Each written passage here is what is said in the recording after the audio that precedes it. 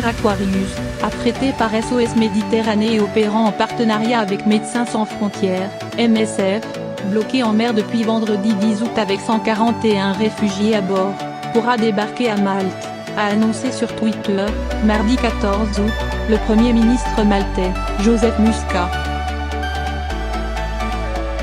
Une fois débarqués, les passagers, dont la moitié sont des mineurs et plus d'un tiers des femmes, seront ensuite répartis entre la France, l'Allemagne, le Luxembourg, le Portugal et l'Espagne, grâce à un accord entre ces pays.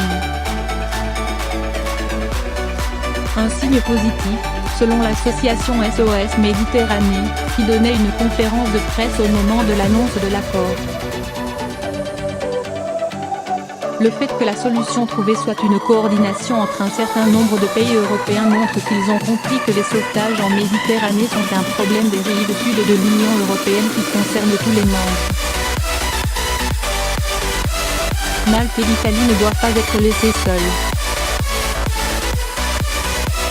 L'Aquarius s'était retrouvé bloqué en mer vendredi après avoir réalisé 2 sauvetages en Méditerranée centrale, une zone récemment placée sous l'autorité du Centre de coordination des sauvetages de Tripoli, selon SOS Méditerranée. Ce dernier se déclarant dans l'incapacité de désigner un porteur pour le débarquement a demandé à l'Aquarius de s'adresser au Centre de coordination de Malte et d'Italie, lesquels ont refusé de prendre cette responsabilité, selon l'ONG. Ont suivi plusieurs journées d'annonces et de débats concernant l'accueil du navire et de ses occupants. L'Aquarius devrait donc désormais se diriger vers Malte, située à 3 heures de navigation de sa position. Une solution qui permettra au navire de retourner rapidement sur la zone de sauvetage, mais qui suscite des inquiétudes. On sait que 2 navires humanitaires sont bloqués à Malte pour enquête, rappelle SOS Méditerranée. Nous sommes en règle, nous agissons dans une grande transparence.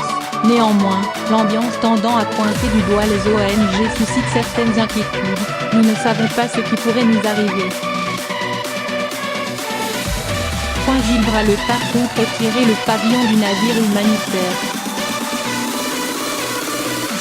Le gouvernement de Gibraltar a annoncé lundi 13 août qu'il allait retirer son pavillon à l'Aquarius après lui avoir demandé de suspendre ses activités de sauvetage et de revenir à ses activités de recherche, pour lesquelles il est immatriculé auprès du territoire britannique.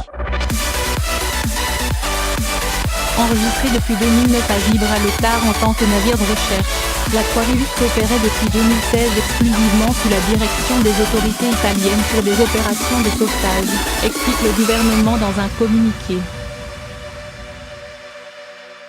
Les désaccords entre Matteo Salvini, le ministre de l'Intérieur italien, et les ONG auraient encouragé Gibraltar à prendre cette décision.